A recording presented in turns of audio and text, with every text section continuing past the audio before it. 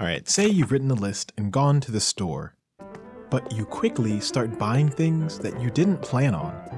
After all, fresh produce would be nice. And these look good. Half off? Why not?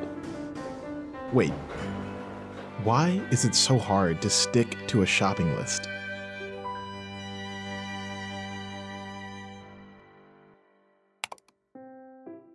Researchers estimate that half of consumer spending is unplanned.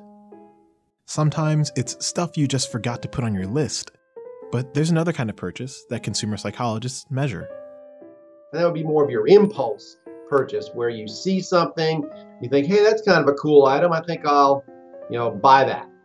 The architecture of a store can impact consumer satisfaction, which in turn might spur impulse buys.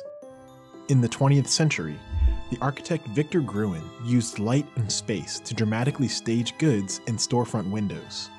His designs tried to capture the attention of passers-by and convert them into customers.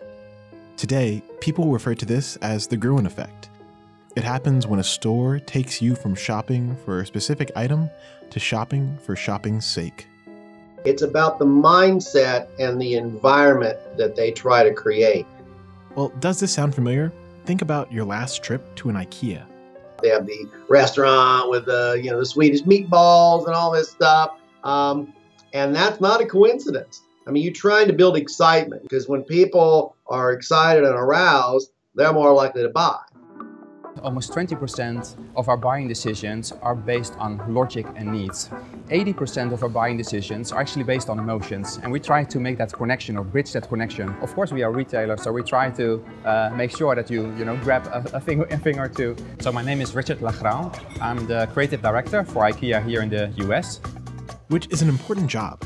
He's in charge of how the products are presented in the store. That includes layout. Retailers pay close attention to how their floor plan can change in-store behavior. Grid layouts emphasize speed and convenience, or freeform layouts allow exploration, which can make customers visit more parts of the shop.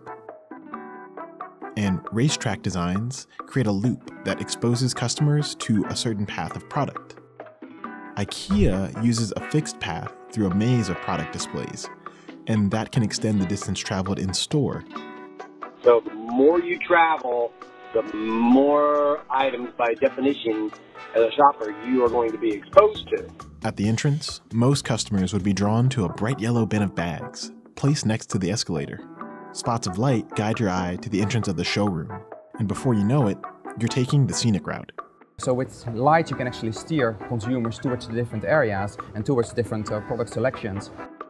On average, customers only visit about a third of a retailer's floor area, and IKEA's layout forces customers to cover more ground. IKEA was always designed as a place where you can see, touch and try, so they can spend hours if they want to. But there's also consumers that know exactly what they want and they just want to have it quick. So it tailors to both. One researcher in London surveyed an IKEA to hand draw these pedestrian pathways. This heat map of the showroom was generated using her data. It looks like the path guides are working. Where Victor Gruen simply used a hunch to invent window shopping, virtually any store from IKEA to your local grocery has a trove of big data at their fingertips.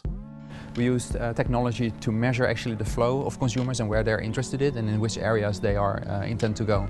And that works all based on beacon technologies. Which means retailers like IKEA will only get better at nudging you to spend time in more parts of the store. So, compulsive shoppers, the next time you go to the store, consider taking the shortcut. Or at least, don't forget what you came here for. Because it probably wasn't plants and a plate of meatballs. You do you, though. Hi there, thanks for watching The Goods, and a big thanks to our sponsor, American Express. Amex has a credit card feature that gives you choices for how to make payments big or small, called Pay It, Plan It. Pay It helps you reduce your balance by making small payments throughout the month. And Plan It can help you split purchases over $100 up over time. You can check it out at americanexpress.com/payitplanet. And thanks again to American Express. Their support made this series possible.